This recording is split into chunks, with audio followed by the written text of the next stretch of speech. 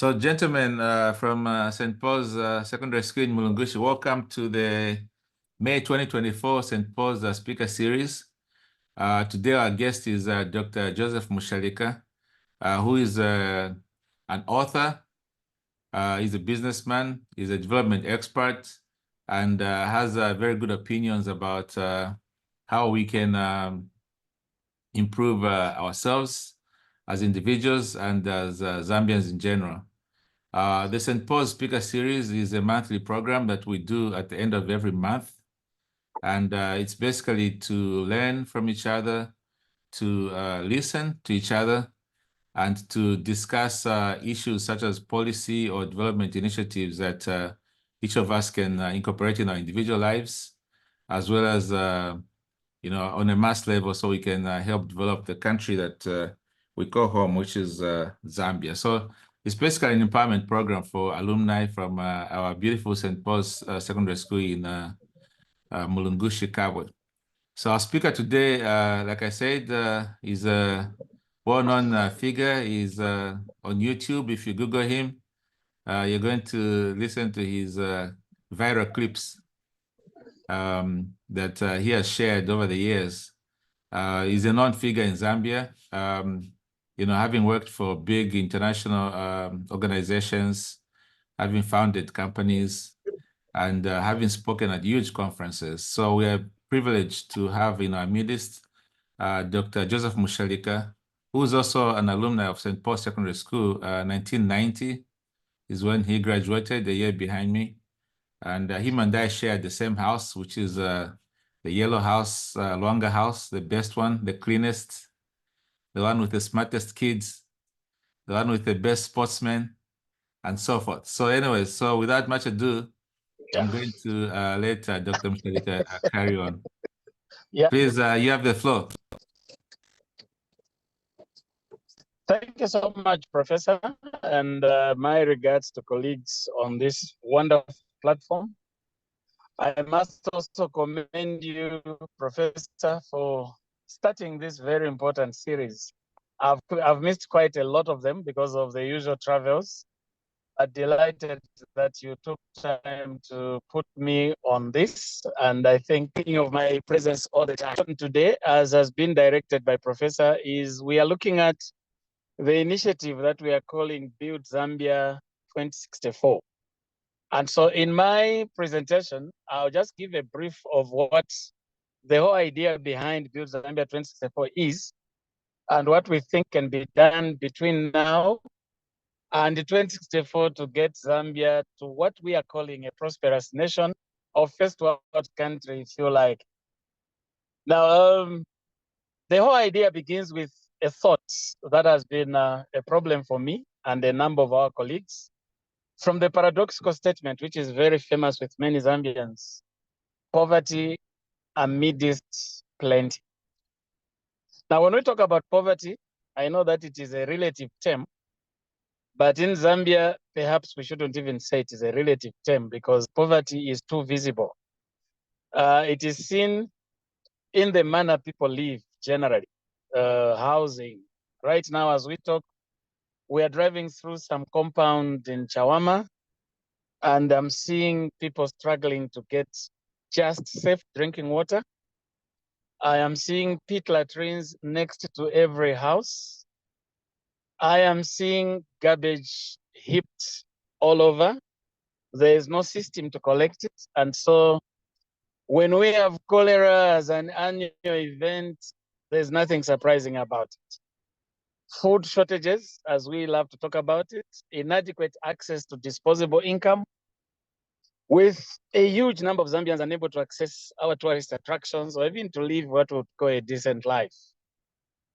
The big question is, why so much lack in a nation that has so much? And someone would ask, what do you mean by so much? All wealth is drawn from natural resources. I know we could have a debate and argument about that, but I stand my ground. All wealth is drawn from natural resources. And these natural resources, we have them in abundance in Zambia. Land, water, mineral wealth, vegetation, timber, grass, talk about tourist attractions, talk about literally everything that creates wealth. We have it in abundance in this beautiful country. But 60 years down the line, after our political independence, we are still ranked as one of the poorest countries in the world. And that poorest countries means poverty in people, not poverty in the country, because the country remains rich. So poverty in people still remains very high at over 70%. We have had so many transitions as a country, political transitions from colonial rule to UNIP, from UNIP to the MMD, from the MMD to the PF, from PF to UPND. And we are now at a stage where the majority of us who were very young in the UNIP era and maybe still young in the MMD era and growing up during the PF era, and now the senior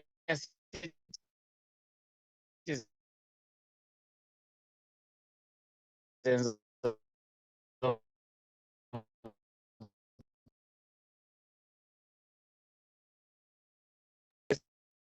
Well, Doc, you froze there for a little bit. But when you come back, can you move the your camera like a bit down so we can see your face?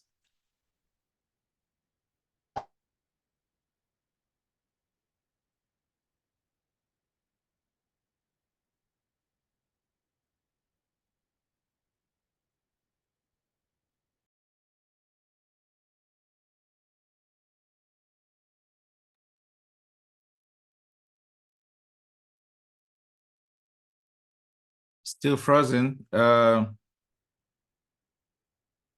mean, so far he has made very good points about having the resources to jumpstart this thing. The mineral resources are abundant, water resources are abundant, labor is abundant, the weather is conducive. So he asked the question, why so much lack? I think that's the question that, when he's back and he gives us some of his explanations, it's something that we could always be asking ourselves, why so much lack? I'm sure you guys who are economists and engineers, you have, some ideas about that. But I'd like to hear from what Dr. Mushalika is going to say. Yeah, I'm curious as well because it almost seems criminal sometimes with I live in a desert where there's not a flowing, I mean, there's maybe one flowing river. Everything else is desert, but you find crops being irrigated, very green, and no talk of hunger, right? In the way we talk of it. So I wonder where the disconnect is for us as a nation. Yeah, well, Shalika spent a lot of time pondering just that thought. So I'm excited to hear what he has to say. And so his vision is long term, which is really wonderful because, as you guys know, we grew up with the national development plans, and the governments would, come in and do the PK shala, tichalo lifupa, but he has brought down to the individual level, which as an individual, you only have one chance in life. Huh? So if we can implement his vision between now and 2064, I think a lot of us will be uplifted. So I'm excited to hear what he has to say. And I can see that the head boy is there now. It's been a while. The big man, Mr. Ngosa. Mr. Ngosa himself is in the house. Hi. My head boy. Hi, gentlemen. Hey, Mukali Moyo. Prof. Mikari Moyo, good day to you. Thank you. How have you been? I've been okay, surviving. It's really nice to see you, man. This is a very, very important topic I said I shouldn't miss. That's right. Yeah, I was we're all actually ready excited. for it. I was actually ready for it yesterday. Mm-hmm. And I had to keep my tab on and say, no matter what, I have to stop everything I'm doing and make sure I listen to this very important topic. Oh, wonderful. Yeah, thanks for coming. We're very fortunate to have, Dr. Mushalika in our midst because he is brave enough to put to pen and paper everything that we talk about on those forums every day, just agitating each other. He synthesizes it and puts it in an actionable format. So listening to him for me is refreshing,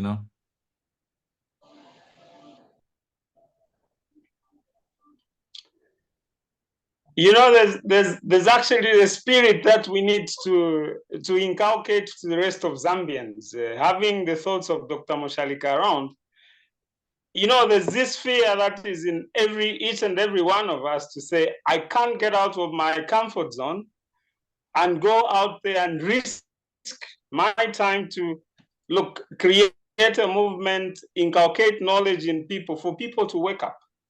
Mm-hmm. It takes a man of courage to actually stand up and say, this is where the wrong is, and this is the direction we need to take. Mm-hmm. So it's really important, and with the starting of the debate series, which is very good, because the more we actually educate the young ones as they graduate and get out of school, they have something in mind that they need to grow up with and realize that our fathers did this, and we need to actually pick it up and move with it. That's the spirit that we need. I agree 100%. And to use a debate term from St. Paul's, I concur completely. Exactly. Yeah, we used to use some big words there on that platform in the school hall. Oh yeah, oh yeah. Yeah, oh, good. They are good times. But with the debate series, though, one thing that's underrated about public speaking is that it really increases people's confidence. So this thing that Dr. Mushalika started, and I think he got some sponsorships from another St. Paul's man, 1986 resident prefect for Gambia, Mr. Jason Kazirimani. So KPMG is sponsoring the debate series. It's going to improve the kids, understanding of issues, but most importantly, the articulation of those issues. Because if you can't communicate what you're thinking, then nobody hears you and nobody follows you. So public speaking is leadership. It's 100% leadership. So I really commend him for starting that debate series, and hopefully St. Paul's will participate soon.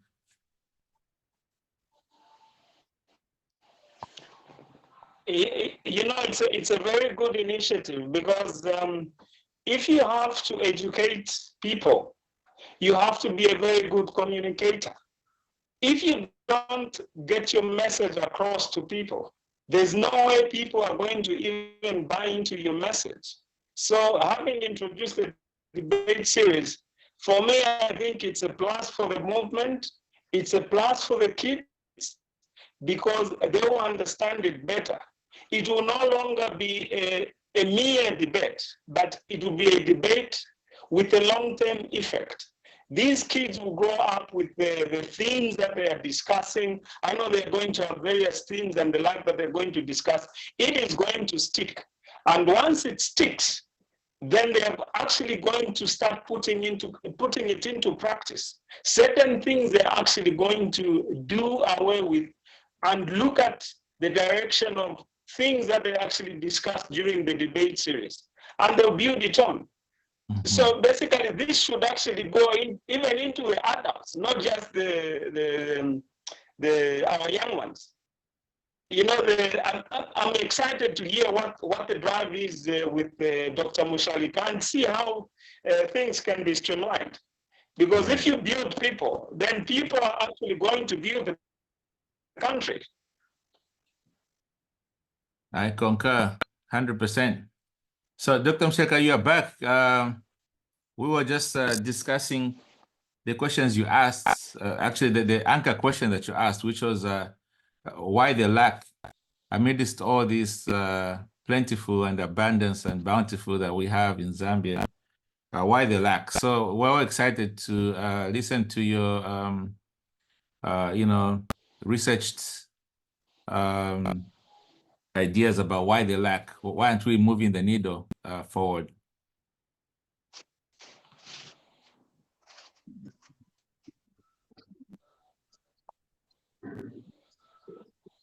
Okay.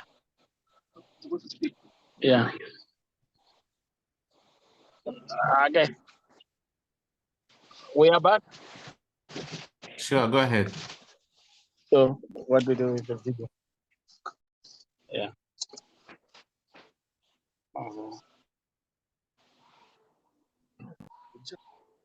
Start video.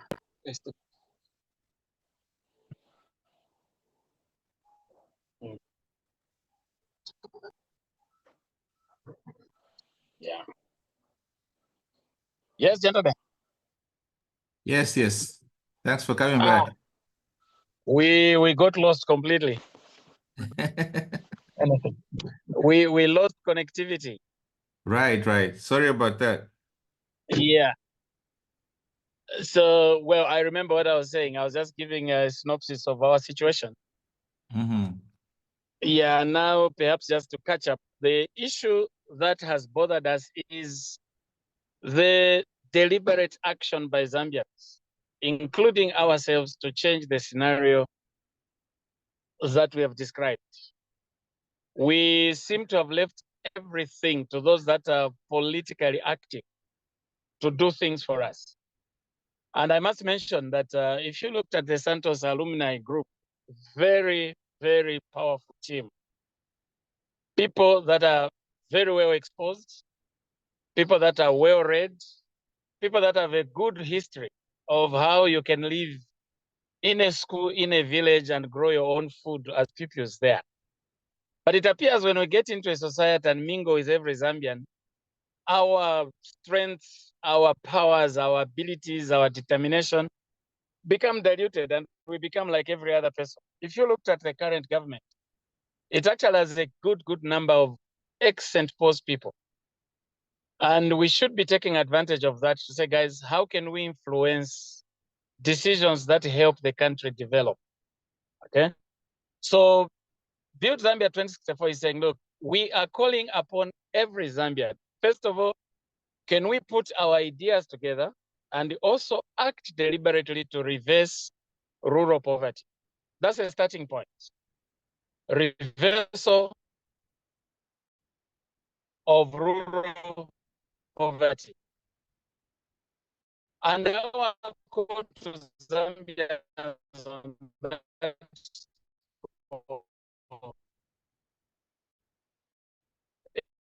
is that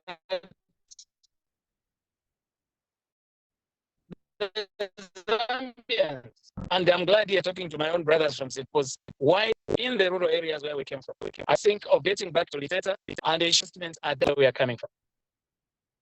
In addition to that, to what extent can we, as Zambians, make decisions that we are not going to put our money in places that are to some extent already developed, but we are going to invest our money in places that are still in need of even basic infrastructure for development.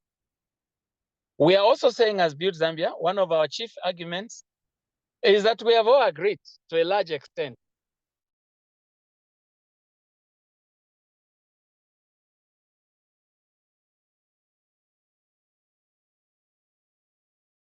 that content that is not relevant for development. And my argument has been, there is nothing wrong with learning about Hindus or Muslims or the history of evolution or whatever it is. But I believe very strongly that this information can be put in books and those who want it can read and find it. Time that is spent in school, in classrooms, contact time between teacher and pupil must be on content that is relevant and responsive to the needs of that learner. It must not be content that is just for the sake of memorization and passing exams. I know many people have come up and said, look, you can't criticize everything. You can't say, oh, this is wrong. But what I'm saying is we need a school curriculum that addresses the real needs, that makes graduates make sense of their environment. The next thing that we're arguing about is, look, we have had a challenge with industrialization, creation of jobs. Now, world over, countries that have made it, like South Korea, I mean, I was talking to a South Korean colleague. South Korea, which was the second poorest country in 1950, has evolved and changed because of industrialization. And by industrialization, we don't mean anything complex. We are simply saying, can we master the art of converting our natural resources into finished products? In Zambia, unfortunately, we find that a huge percentage of people that have access to money either get into trading business, buying things from South Africa and reselling them in Zambia, or they get into what you can call real estate, construction of houses for rentals or for whatever it is. We don't see enough investment in the change of our resources into finished products. I am thinking here, if we had 1, 2, 3, 4, 5 Zambians getting into processing of groundnuts into peanut butter, processing of sunflower into cooking oil, put up a textile industry and make sure that our cotton is no longer going to other places and us we're waiting to get second-hand clothes here. That would change this country. The unfortunate part, and I think this is where Build Zambia has a huge argument, is that we all think this must be done by someone else and not us. We all have very good theories about what must be done, what must not be done, but we don't seem to think that there are no other adults, there are no other people we're waiting for apart from ourselves. Issues of food security. We have a challenge today where we are all talking about the drought and the Nshima problem, because the drought is not about any other food, it's the Nshima problem. But we still see that we are not seeing deliberate action by us Zambians to get into irrigation with all the water that we have. I mean, if we took an example of Zambians, St. Paul's graduates themselves, perhaps apart from Viachi Makombe, Commissioner Chirukutu, the rest of us, what are we investing in? Where are we putting our money? And when I give examples of Chirukutu, when I give examples of Viachi, I'm talking about Zambian citizens who have demonstrated that Zambians can begin in a small way to create jobs for others. Zambians can begin in a small way to contribute to food security. Zambians can contribute to the change of our economic landscape by investing in places that will develop this country.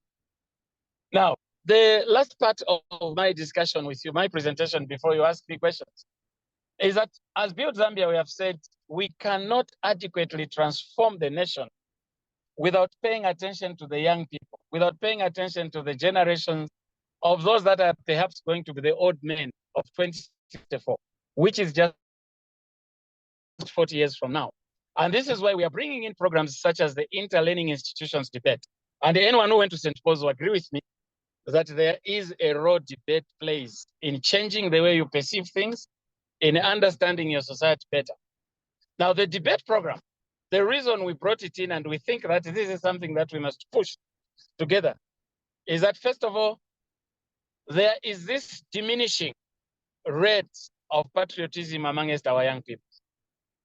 There's nothing wrong with aspiring to live somewhere else, like my prefect Musonda. But today you have Zambians who tell you, when I complete school, I finish my exams, I pass, I'm leaving, I'm going to Malaysia, and I'll never come back. I'm going to get citizenship there. We have another group of young people living in very difficult and distressing circumstances. These are looking for the next strongest drug so that they can, for a while, forget their problems. And so today in Zambia, the word junk is becoming a very common statement.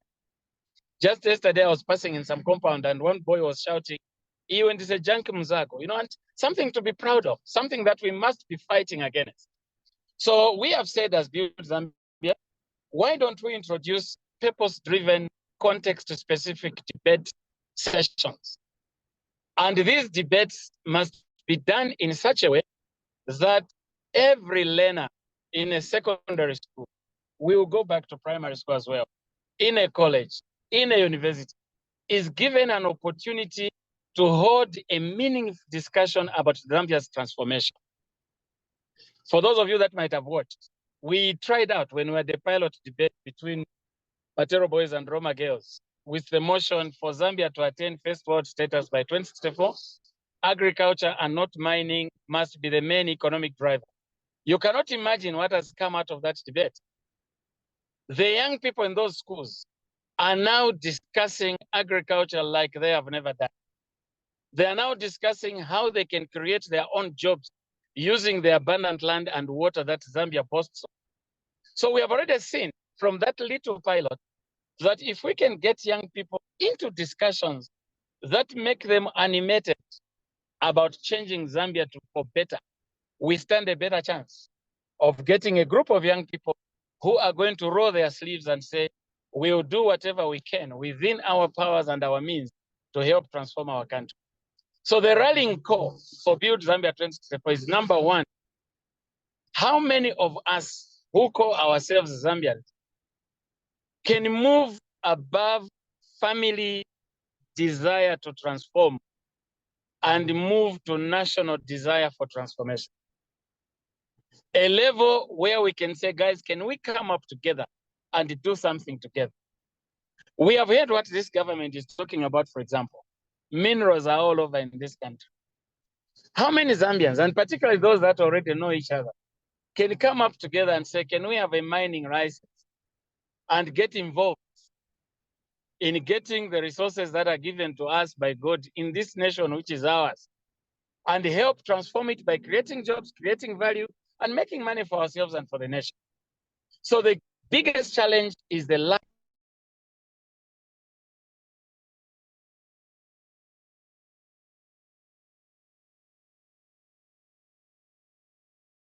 of the. Look at us, very interested in discussing serious developmental issues. And I'm not judging anyone here. But in more times than one, we are more interested in discussing things that make us relax from a stressful day. Nothing wrong with that. But I think as adults, time must come when we spare time, spare a moment to say, what is it that we can do to contribute to the change that this nation has been hungry for so long? I could go on talking and talking and talking because I'm very passionate about this change of Zambia to first world status or prosperous country. But I think that for this opportunity that you gave me, I would be glad if we can engage a bit more and more deliberately and even get into action to help Zambia get transformed.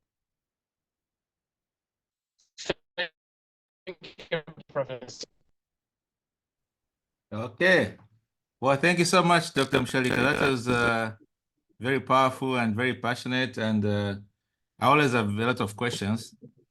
I just noticed one of our senior Luanga residents, Professor Liswaniso, also just joined, and I'm sure he's going to have some questions for you. He's 86. So you might have been a queer when he was living. 86, yeah, I was a queer. He was in the same group with Patty. Yes, Patty yes. Mkando, yeah, Yes, yes. Choka, that group, yeah, Kazilimani. Yes, Yeah, yes. by the way, Jason has been supporting us a lot with our debate program, eh? Yes, that's true. We heard that. Yeah. Okay. Mm-hmm. So gentlemen, ask Dr. Mushalika some questions. As you can see, he's traveling, and yeah, but let's go deeper into the points that he mentioned. Yeah, go ahead, head boy. Mr. Ngosa, you have the floor. Yeah, thank you for the opportunity. Dr. Mushalika, I'd just like to find out, at what stage are you in this drive of the Build Zambia 2064 as of today? Yes, how's your schedule like? Is there a deliberate schedule that you're following? I would like to understand before I chip in. That we when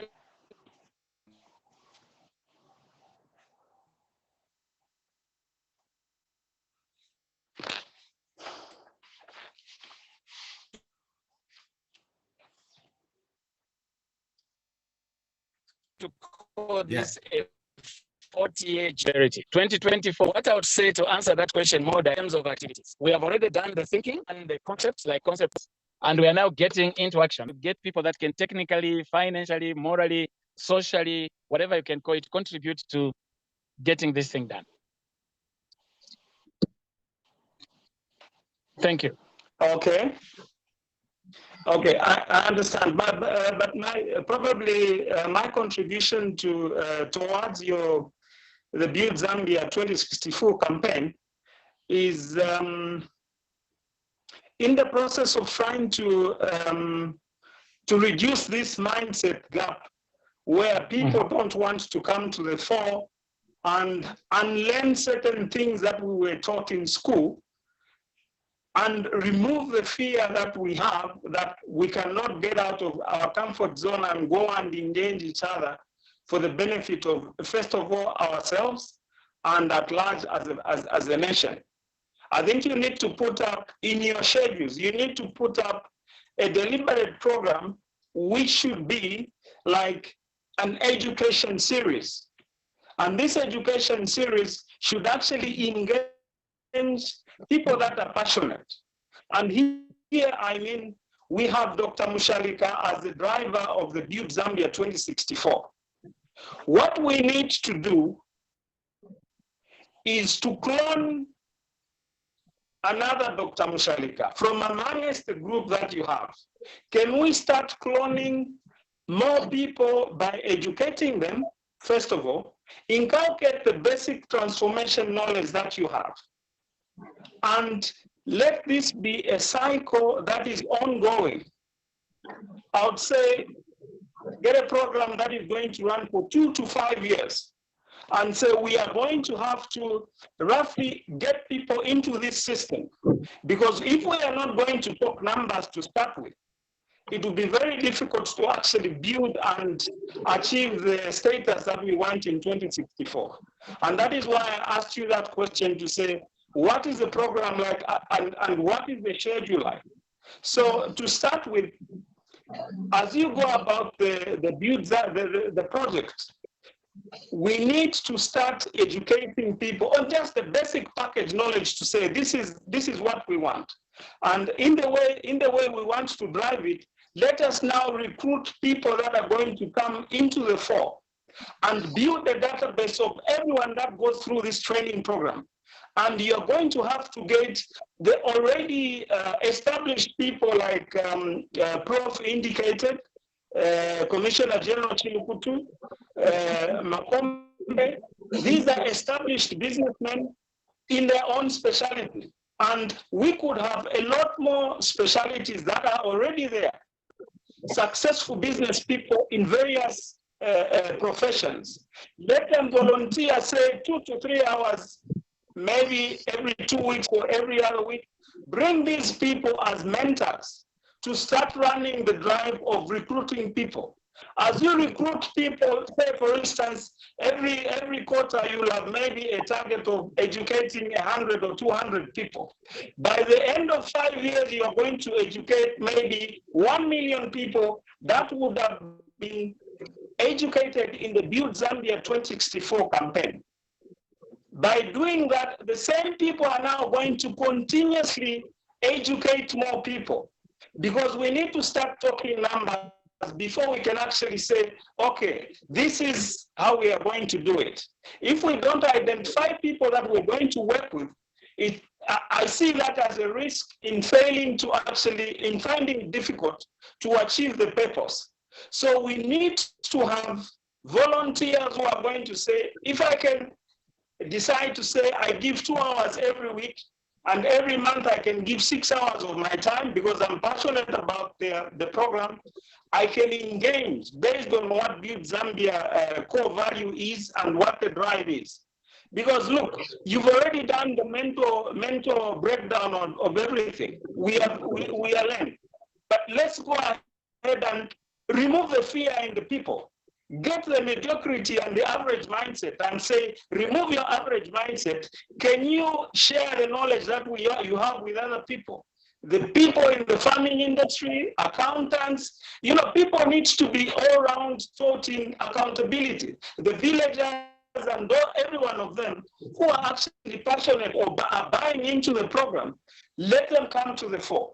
We need to build this database. If 2024 you are going to have 1,000 farmers on your database or accountants or entrepreneurs, let them replicate the Joseph Mushalika syndrome and let it keep running. Believe you me, maybe by 2035, we could have 5 million people that would have undergone this system. Okay, and if we build numbers, because we would have broken ourselves out of the box. If we build numbers, then we would have built a network of entrepreneurs. And this network of entrepreneurs, imagine we have 2 million entrepreneurs who stand firm on the Build Zambia concept. We are actually going to build the country. So I'm trying to bring to the fore how we need to move with the movement. Because we might be saying everyone else is with us, but at the end of the day, everyone drops the ball. Dr. Mushalika and the core team are actually there and thinking, oh, all is well. We need to go on and educating people and ensure that each one of them bring to the fore how best to run this program. Because I can ask you, Dr. Mushalika, who funds your travel? You know, Yeah, head boy, you've hammered on a lot of points there. Yes. Yeah, you've hammered a lot of points there.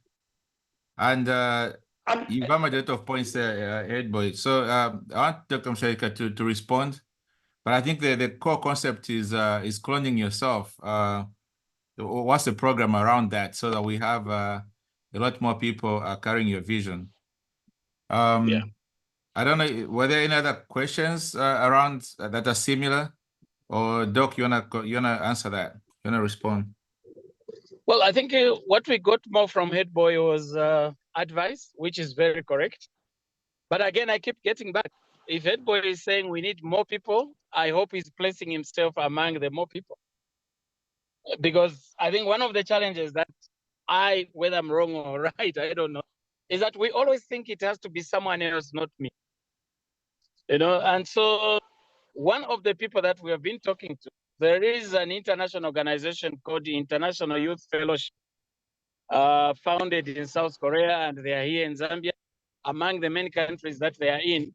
And one of the things in the discussions we had with Mr. Wu was that the Koreans are taught from the time they are toddlers that if you see anything wrong, you must see yourself as a provider of a solution to that. You must not see yourself as someone who has identified a problem and begin to look for someone else to find a solution to that problem. So I totally agree with Head Boy that the issue of clowning, the issue of getting as many people as possible, get into the vision, that is the way to go. And so I am thinking this platform, this particular day on which we have spoken about this, is actually an opportunity now to get more people coming. Let's sit together. What are you talking about? I cannot claim that I have the monopoly of wisdom on doing this. I would be very delighted to get many more brains onto it and helping us together. Thank you.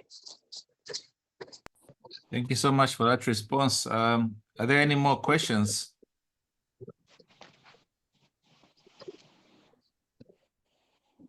Just to reiterate what the head boy was saying, I think, Doc, you know about the Grameen Bank and Yes. Dr. Muhammad Yunus and how he started very small and had an army of all these people ending everywhere in Bangladesh and now the world. So I think that's the message that the head boy is trying to inculcate, and it's a valid one. But you've challenged him now. He has to place himself in the driving seat as well. Mm-hmm. Yeah, we have a question from Mr. Kambwamba.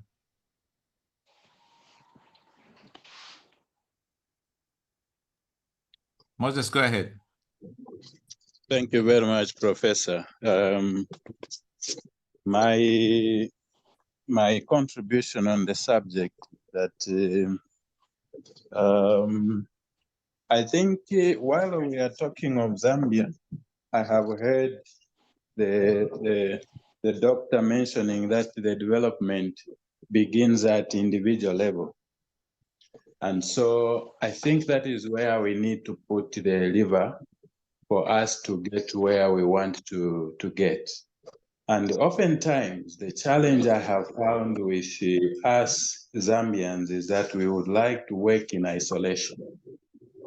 I may have a very good idea or business idea to produce goods and services, but I may not have enough resources to be able to fund my project.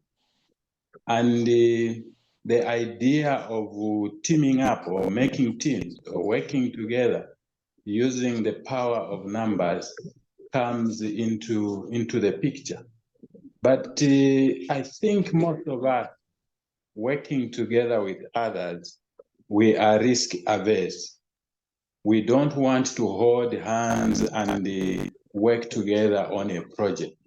And because of that, I would term it selfishness, or I don't know if that's the right term. We end up doing very little on our own. I may have a little money.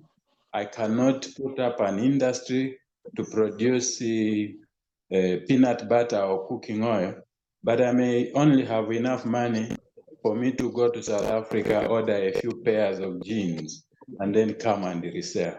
But if I held hands with George, with Charlie, and another person, we sit down and say, gentlemen, here is a business idea. We require this to produce goods and services. I think we will do better.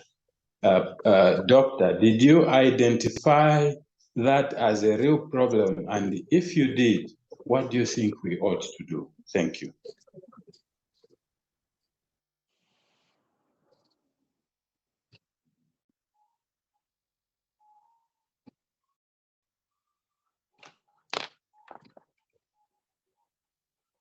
Dr. Mushalika, that was a question directly to you. I don't know if you have a response. Yes, moderator. I was waiting for your go ahead to answer. Okay. Go ahead. Yeah, brilliant. I mean, the question the issue Moses raises is correct. It's true. We are risk averse. We are scared. We are self-centered. Now, all these are the attributes that contribute to poverty, because one of the reasons why Zambians are risk averse is because everyone is thinking about survival and not development. So everyone is looking at, if I can start this project of selling jeans, like Moses said, it will pay my school fees. You know, it will pay my medical bills. It will pay, and it ends there, okay? But if we were to think bigger than that and say, look, we want to put a pineapple refinery in Mwinilunga, owned by Zambia. How many are we? What does it take to do it? Do we have the necessary technical know-how? We will be discussing at a different level. For the many projects that we love to talk about as Zambians, they are actually too small for us to think about teaming up. They are too small, you know. They are too small for us to think about teaming up. The next problem is that we have tried to put people together. But again, I don't know if it is because of the extent of depravity, the extent of lack. You are talking to people that want to invest today and reap tomorrow. You know, invest today and tomorrow we must have profit. So that patience, like the bank you referred to, Professor, the patience of doing things and knowing that they take time to grow is one of the reasons why Zambians find it very difficult to do things together. So I believe very strongly that if we took time and said, okay, guys, what sort of investment do we want to go into? How much does it cost? What expertise does it need? How many people do we need to invest into this? We will discover that Zambians, this risk averse we are talking about might actually not be there. We actually have a few Zambians that have done things together, but they are too few to be of any significant levels that we could be discussing on this platform. So Moses is a good idea. But to the question, what are you doing about it? What ideas do you have to change that? It goes back to what Headboy was talking about, the issue of mindset transformation. We need to talk more about this, and we need to start acting towards changing that scenario. Perfect. Yeah. Okay. Any more questions? We're coming up to the 1 hour mark here, but I know this is a huge it's a huge discussion that we're having, and we always engage each other offline. So does anybody else have some questions for Dr. Mushalika? 2 people have raised their hands. Mr. Lumbama, go ahead.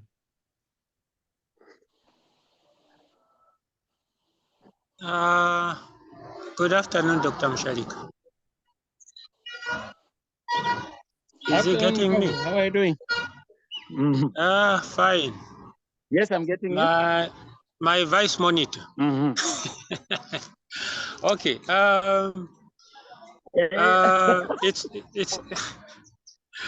It's not a question as such, but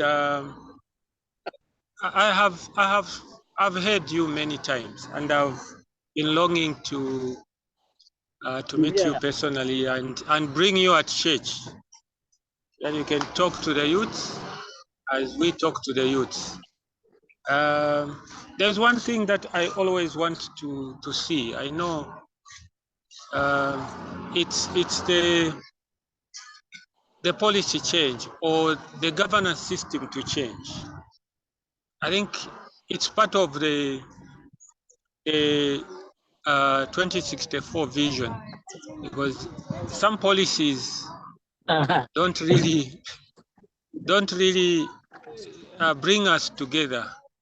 They always make a gap in between.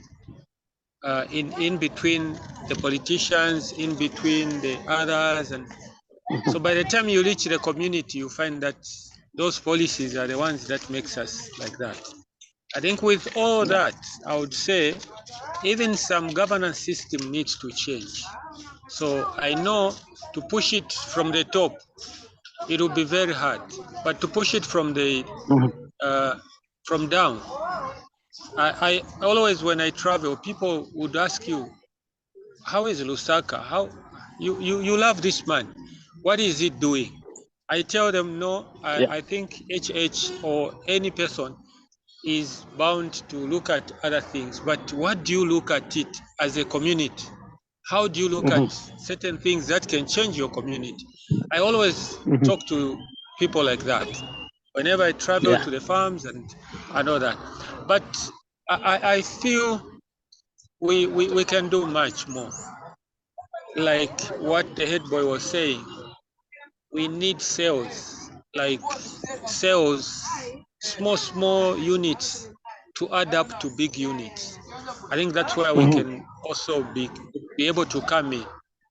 But I will not just be able to come in like that. I need to come in while you are also coming in a way. If I speak to people, one day you will also go there and speak to them in a different way.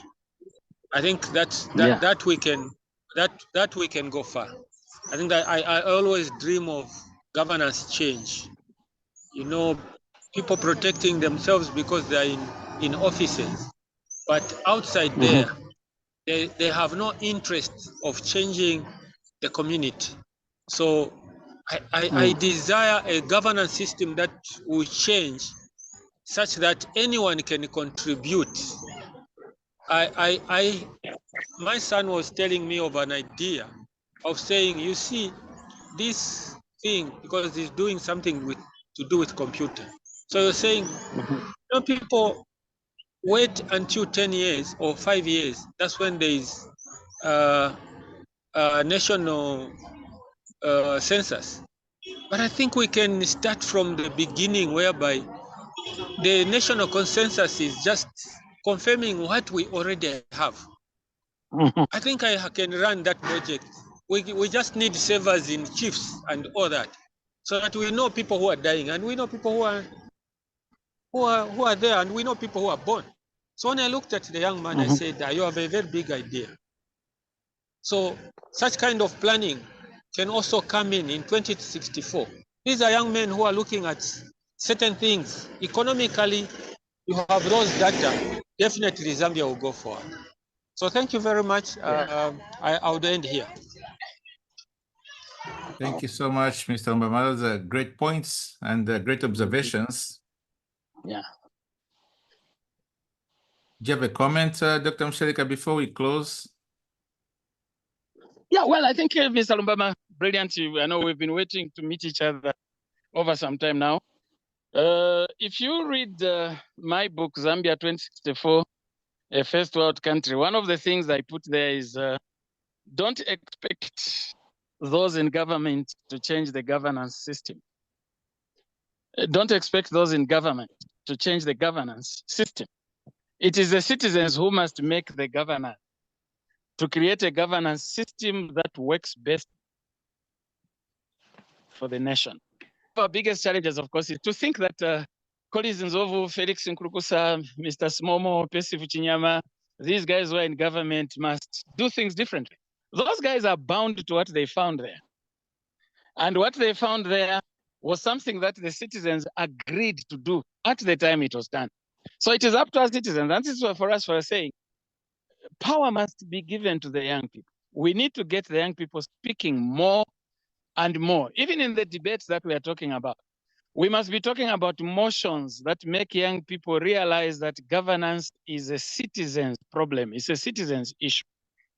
Regarding the issue of census, which you gave, I liked it. Please find time to see Percy Chinyama, the national coordinator for Smart Zambia. He's looking for brilliant ideas on how some of these things can be done. I'll actually be talking to him after this, but I think we can talk on the sidelines.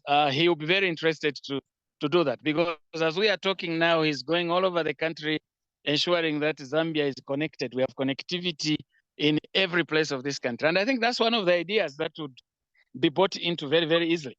Again, like I said earlier on, let's not sit with our ideas and believe that even if I took them anywhere, no one will do anything about it. No, we've got to have a changed mindset.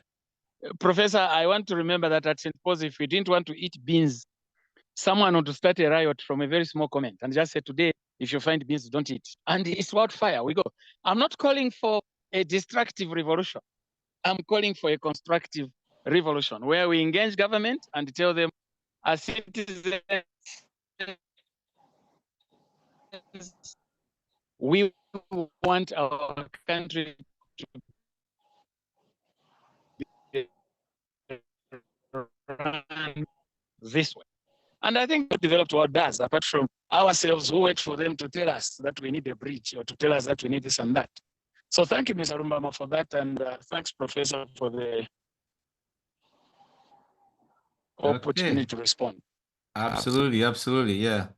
So thank you so much for the questions and the discussion. And like we said, we like to keep these things to 1 hour, just from a technical perspective, because we record it and we have to edit it, and it takes a while to edit everything nicely. So we're going to close the discussion now, so the doc can go about his business and of educating more people. But like I said at the onset, Joseph, I'm very proud of what you've done, and Thank you. your career and being a family man and ideas, man, it's very much a Luanga thing. And I was hoping somebody here would challenge us and say, no, Champagne this, Rugambwa that, or Clement that, but nobody has raised their hands to challenge us. So we win. Luanga, oh yeah. Tambala, what are you gonna say for Rugambwa? I said Rugambwa this. Rugambwa. Yeah, You were in our backyard. Yeah, you're rooting for Rugambwa, man. You've always been a good Rugambwan. Yeah. Yeah. So gentlemen, I think we're going to close this, and on behalf of St. Paul's alumni, Dr. Mushalika, we really appreciate your generosity in time and ideas, and just making yourself available to answer the questions that we had. And we promise to promote your book, the Zambia 2064, a first world country. And if you can provide a link where we can actually purchase those books, that would be really nice, because we can buy some for the school library as well. So it's Friday, gentlemen, and as usual, Friday in Jakarta. Please go have whatever makes you happy. Sekesha Mopashi, being a Friday. So we'll catch up, guys, on the forum. Thank you so much for coming. Thank you. Absolutely. Cheers. Thanks, Prof. Cheers. Thank you. Thank you. Absolutely. Bye-bye. Okay, cheers, guys.